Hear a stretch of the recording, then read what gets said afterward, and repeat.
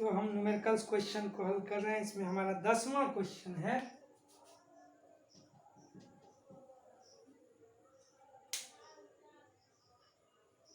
तो 10वां क्वेश्चन है, इन ए मीटर ब्रिज में figure 3.27 the balance point is found to be at 39.5 centimetre. मतलब हमारा जो बैलेंस पॉइंट है वह पाया गया है 39.5 सेंटीमीटर।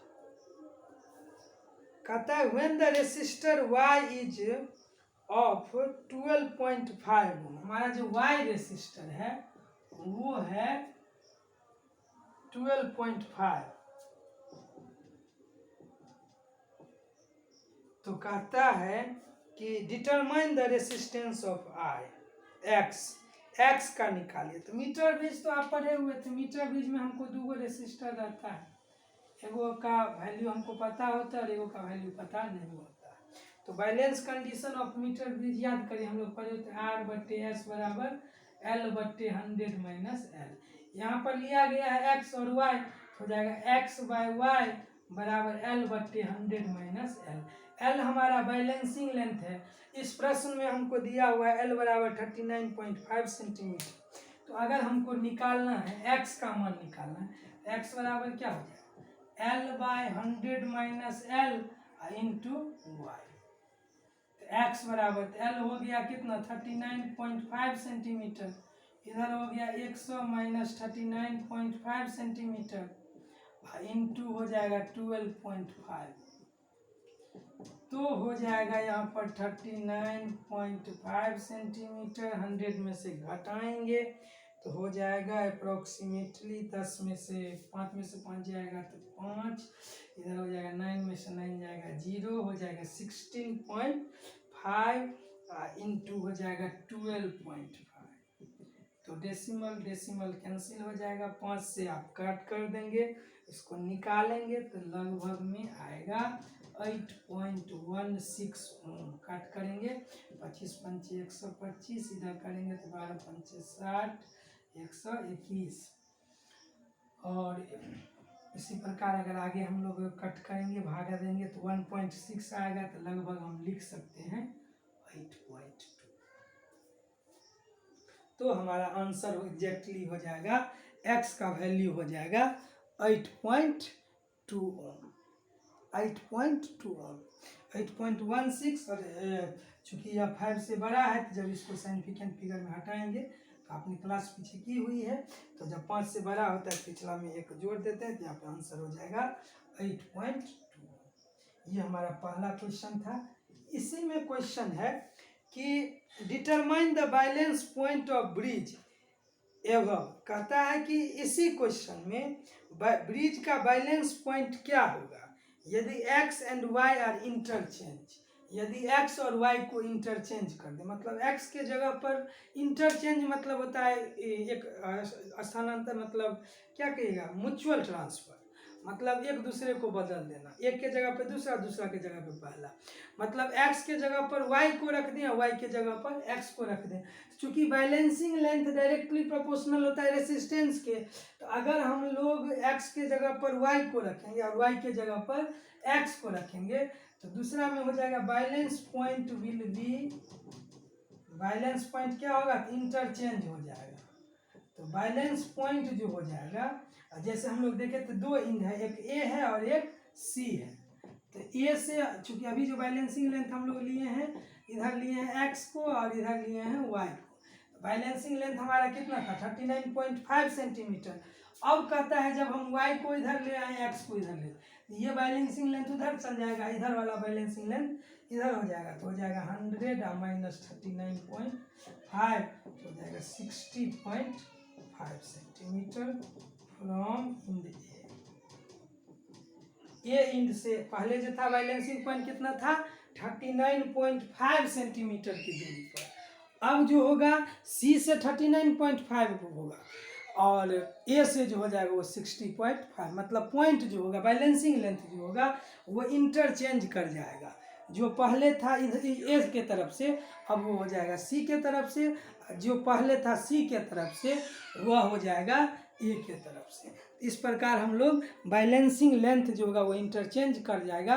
तो whenever the resistance will be change in the case of metre bridge then the balance point necessary must be interchanged. The balancing length from A to the balancing length is equal to balancing length from C। मतलब जो A से था वो C हो जाएगा, जो C से था वो A हो जाएगा। इसी का C क्वेश्चन है, तीसरा क्वेश्चन है।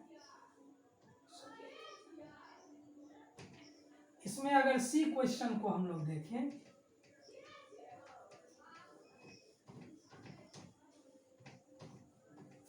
हम लोग अगर सी क्वेश्चन को देखें इसी का, तो हमारा सी क्वेश्चन हो जाएगा कि व्हाट हैपन, क्या होगा if the galvanometer and cell are interchange.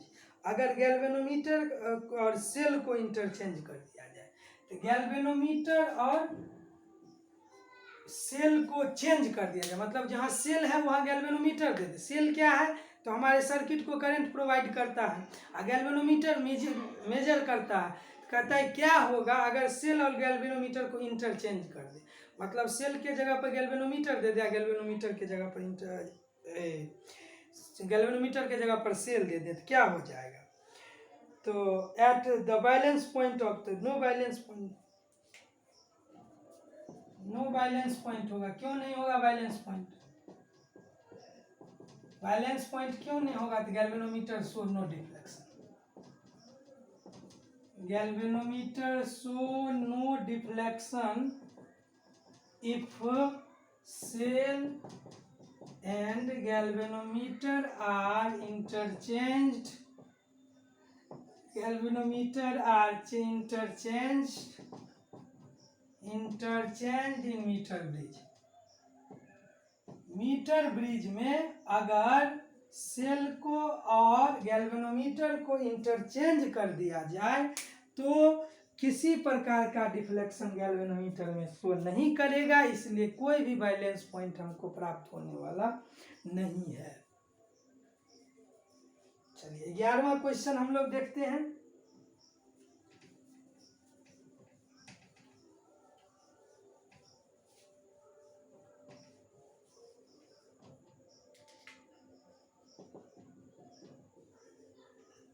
ग्यारहवां क्वेश्चन है a storage battery of EMF 8 volt. EMF एक बैटरी का दिया हुआ है, ईएमएफ हम लोग इससे डिनोट करते हैं 8 वोल्ट का। रेसिस्टेंस, इंटरनल रेसिस्टेंस हम लोग स्मॉल आर से सूचित करते हैं 0.5 ओम का है। बीइंग चार्ज बाय 1, देखिए सप्लाई वोल्टेज दिया हुआ है, डीसी वोल्टेज दिया है, सप्लाई वोल्टेज दिया हुआ है, सप्लाई वोल्टेज डीसी है, डायरेक्ट करंट है, तो डीसी जो है वो है 120 वोल्ट। कहता है यूजिंग ए सीरीज रेसिस्टर लगाया गया, series resistor 15.5 ohm. What is the terminal voltage of the battery during charging. कहता है टर्मिनल वोल्टेज क्या होगा। What is the purpose of having series resistor, in 2 question है इसमें कि टर्मिनल वोल्टेज कितना होगा, और दूसरा कि टर्मिनल वोल्टेज कितना होगा। तो हम लोग जानते हैं V बराबर IR, ईएमएफ हो गया सेल का, सप्लाई वोल्टेज यहाँ जो है, सप्लाई वोल्टेज मतलब सोर्स, आउटर सोर्स है, तो ईएमएफ हो गया 8 वोल्ट। कहता है टर्मिनल वोल्टेज हम लोग जानते हैं ईएमएफ ऑफ द सेल जो होता है, चार्जिंग के केस में ईएमएफ जो होता है वह बड़ा होता है, और ये टर्मिनल वोल्टेज छोटा होता है, लेस देन होता है, और डिस्चार्जिंग यूज के केस में ईएमएफ जो होता है वह कम होता है और टर्मिनल वोल्टेज है। तो अगर हम ईएमएफ हो जाए, तो अगर हम लोग यहाँ पे टर्मिनल वोल्टेज निकालना चाहते हैं, तो टर्मिनल वोल्टेज का फॉर्मूला होता है V बराबर IR। हमको पहले निकालना पड़ेगा current, current in the circuit क्या, करंट इन द सर्किट हो जाएगा, करंट हो मान लेते हैं I, तो I बराबर क्या हो जाएगा। तो सबसे पहले तो सप्लाई वोल्टेज, उसमें से कम हो जाएगा क्या, ईएमएफ ऑफ सेल, क्योंकि यह भी तो सप्लाई ये है, बट्टे टोटल रेसिस्टेंस हो जाएगा। टोटल रेसिस्टेंस मतलब इंटरनल प्लस एक्सटर्नल। यहाँ हो गया 120 वोल्ट, ईएमएफ है 8 वोल्ट, इधर हो गया आर हो गया, तो टोटल रेसिस्टेंस हो जाएगा R plus R. Series resistor है 15.5 प्लस 0.5, 120 में से 8 जाएगा तो 112 वोल्ट, 5 5 10, 15 1 16, 16 हो गया। तो इसको अगर हम लोग देखें तो ये ओम में आ जाएगा, क्योंकि करंट है यहाँ पे, नीचे में रेसिस्टेंस है तो ओम हो जाएगा। 16 96, 16 70 112। तो हमारे सर्किट में करंट का मान हो जाएगा 7 एम्पियर। लेकिन हमको पूछता है टर्मिनल वोल्टेज, तो टर्मिनल वोल्टेज क्या होगा? तो टर्मिनल वोल्टेज होता है विद्वान V बराबर आई आर।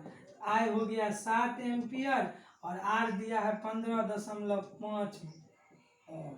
तो गुना करेंगे 5 7 35, 3 15 15 75, 5 6 15 105 और 3 हो जाएगा 108।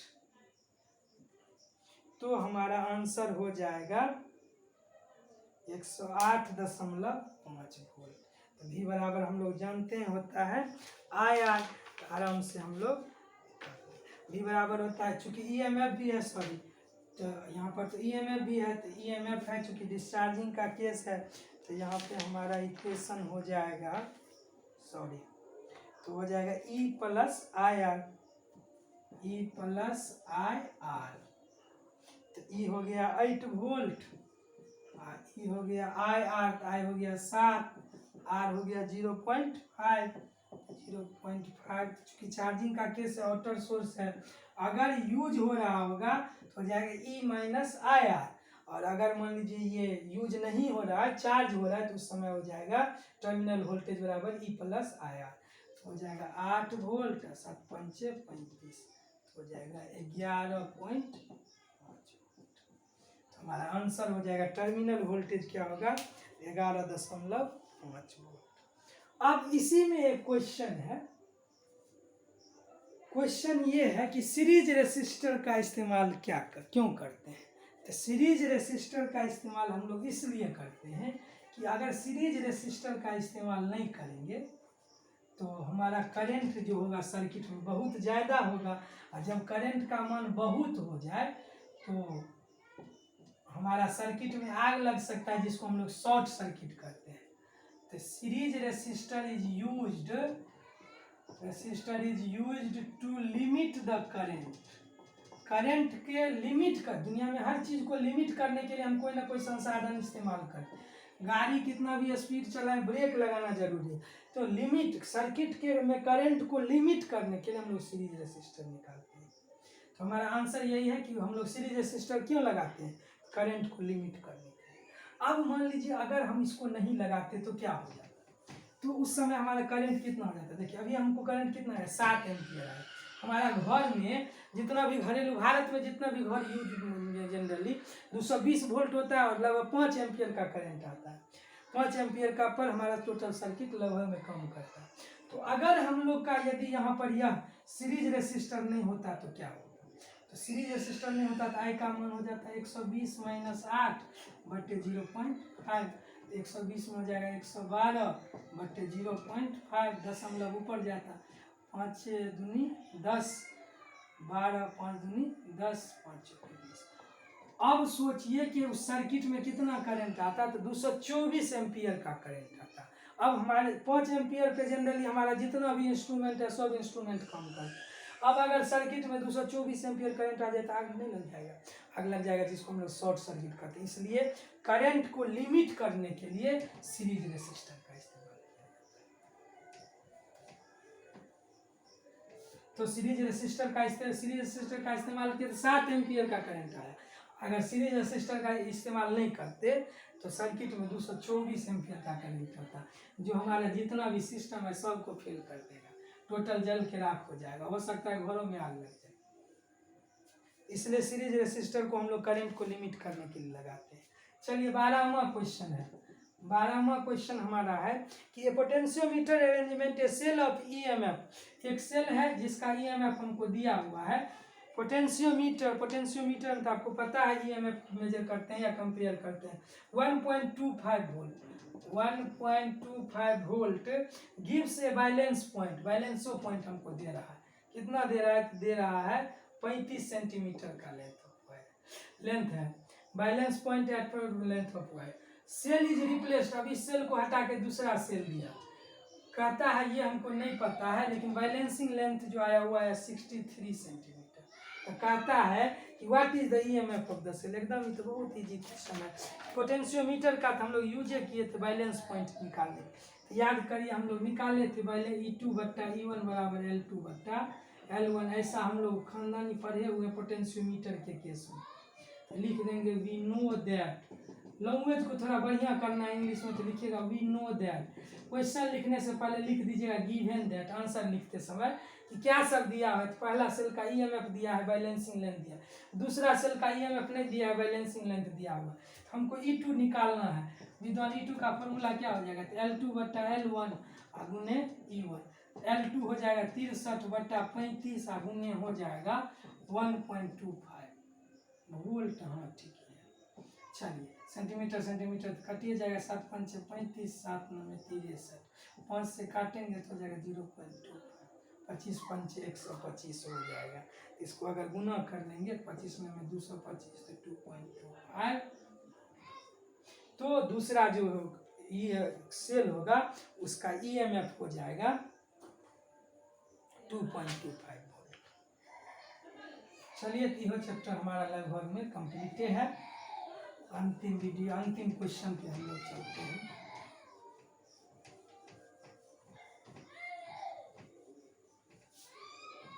चलिए 13वां क्वेश्चन है, लास्ट क्वेश्चन है इस चैप्टर का एडिशनल एक्सरसाइज छोड़ करके।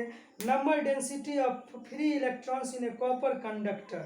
एग्जाम्पल 3.1 इज, हमको दिया हुआ है नंबर डेंसिटी। नंबर डेंसिटी को हम लोग छोटका एन से नोट करते हैं। 8.5 × 10⁻28 पर metre cube. Number density. How long does electron, कहता है इलेक्ट्रॉन को कितना टाइम लगेगा इस कंडक्टर को क्रॉस करने में। तो हम जानते हैं इलेक्ट्रॉन जो है ड्रिफ्ट वेलोसिटी के साथ अंदर में चलता है। वो कहता है 3 मीटर का लंबा वायर। लेंथो दे दिया कि ये जो लंबा लेंथ है वायर का वो 3 मीटर का है। एक एंड से दूसरे एंड। एरिया हमको दिया हुआ है कि 2 × 10⁻⁻6 मीटर स्क्वायर एरिया दिया हुआ।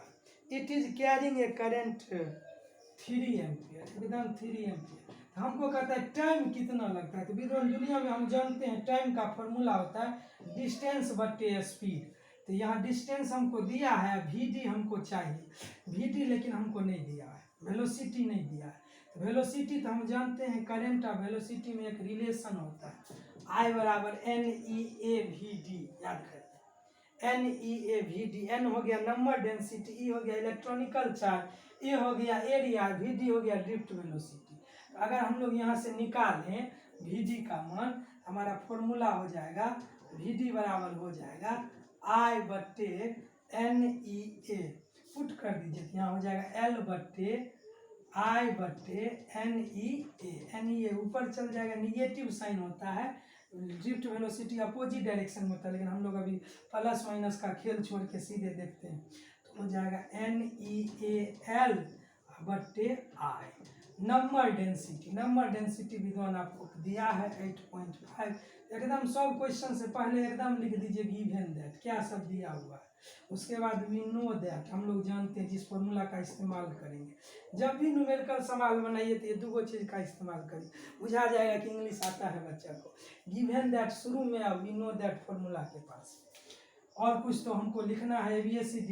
NEAL/I, N का हो गया 8.5 × 10⁻28 पर मीटर क्यूब। इलेक्ट्रॉनिकल चार्ज आपको पता है 1.6 × 10⁻⁻9। एरिया आपको पता है 2 × 10⁻⁻6 मीटर स्क्वायर। और यहाँ पे L आपको दिया है कितना, 3 मीटर। सब चीज़ तो दे ले है, तब झंझट कौन चीज़ का है। गुना भाग आपको लेवे करता है। और बटा हो गया I हमको करंट का मान, करेंटों का मान का संयोग से 3 एम्पियर। तीन तीन कट जाएगा, सबको गुना कर लीजिए। और आसान सवाल हो गया। 16 दूना 32, 32 को 85 से गुना कर लीजिए। इधर पावर वाला को तो ये हुए 19 और 6 25, 28 में से जाएगा तो 10 का पावर 3 हो जाएगा। 10 का पावर 3 बचेगा। अच्छा कि माइनस वाला 25 हो गया, प्लस वाला 28 तो हो जाएगा 10 का पावर 3। इधर गुना करिएगा 16 दूना 32 और 85 से गुना कर लीजिएगा तो हो जाएगा 272, 272। दशमलव के बाद 2 अंक है तो 27.20 आएगा। 5 जीरो से गुना करेंगे 2 से तो 2 जीरो आएगा 27.2। इसको हम लिख सकते हैं 2.7 दशमलव को 1 पॉइंट इधर ले आइए 10⁴ सेकेंड। तो टाइम कितना लगेगा उस कंडक्टर को क्रॉस करने में इलेक्ट्रॉन को, तो हम लिखेंगे 2.7 × 10⁴ सेकेंड। तो यहाँ पर हमने एक कंसेप्ट किया, हम लोग को पता है समय बराबर होता है दूरी बटे चाल। यहाँ इलेक्ट्रॉन को क्रॉस करना है, एल लेंथ को तो पता है। इलेक्ट्रॉन कंडक्टर के भीतर ड्रिफ्ट वेलोसिटी से चलता है। ड्रिफ्ट वेलोसिटी दिया नहीं है तो हमको पता है I बराबर NE/AV/d, J बराबर NE/VD। वहाँ से VD का मान निकाल लिए। N हो गया नंबर डेंसिटी, E हो गया इलेक्ट्रॉनिकल चार्ज, A हो गया एरिया, I हो गया करंट। सबका मान देले है। ई का मान हम जानते हैं, मान पुट कर दीजिए। गुना भाग जो कटने वाला होगा काट दीजिएगा, जो गुना होने वाला होगा गुना कर लीजिएगा, आपका रिजल्ट तैयार हो जाएगा। धन्यवाद।